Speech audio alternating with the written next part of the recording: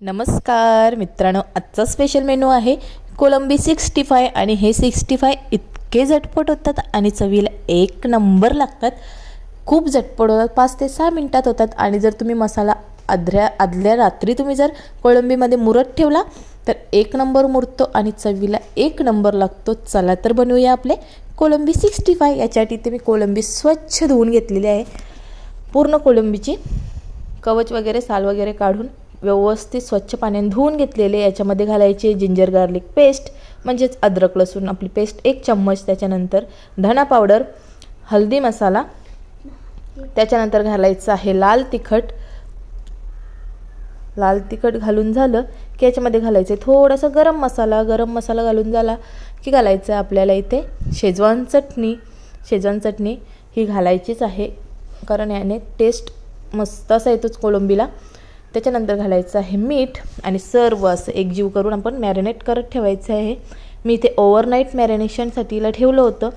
तुम्ही 5 ते 6 तास किंवा 1 ते 2 तासही ठेवू शकता, तुमच्याकडे वेळ नसेल तर, किंवा 15 ते 20 मिनिटं देखील ठेवू शकता। मी यांना ओव्हरनाईट ठेवली होती। त्याच्यानंतर दुसऱ्या दिवशी बघा आपली कोलंबी अशी काढून घेतलेली आहे। त्याच्यामध्ये घातलेलं आहे कॉर्नफ्लोअर घालून व्यवस्थित मिक्स करायचं आहे आणि मस्त असं व्यवस्थित मिक्स करून झालं। याच्यामध्ये तुम्ही फूड कलर देखील ॲड करू शकता। मी थोडंसं फूड कलर ॲड केलं होतं, त्याने मस्त असा कलर येतो।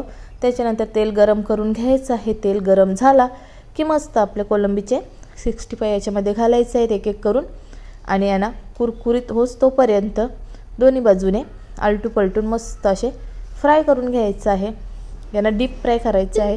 तुम्ही शेलो फ्राय देखील करू शकता, पण त्याच्याने एवढे क्रिस्पी होत नाही, त्याच्यामुळे थोडे डीप फ्रायच करून घ्या, याने टेस्ट देखील येते आणि क्रिस्पी आणि कुरकुरीत होतात आपले 65।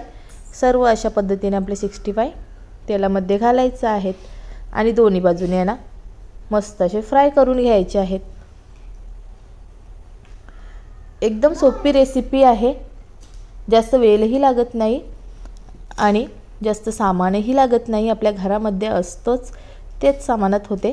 तुम्ही याच्यामध्ये मसाले कुठलेही घालू शकता, तुमच्या घरातले बेसिक मसाले देखील घालून तुम्ही हे 65 बनवू शकता। आता दोन्ही बाजूने आपण मस्त फ्राय करून घेतलेली आहे कोलंबी, यांना तशी काढायची आहे। गरमागरम तुम्ही चटणीसोबत, शेजवान चटणीसोबत किंवा तुम्ही ग्रीन चटणीसोबत कशासोबत देखील सर्व करू शकता। व्हिडिओ आवडल्यास चॅनलला लाईक, शेअर, सबस्क्राईब करा आणि कमेंट करून नक्की कळवा। व्हिडिओ जर इंस्टाग्रामवरती बघत असाल तर फॉलो करायला विसरू नका आणि मला कमेंट करून नक्की सांगा तुम्हाला रेसिपी कशी वाटली ती, आणि तुम्ही पुढची रेसिपी कुठली बघायची असेल तुम्हाला ती देखील मला कमेंट करून नक्की सांगा।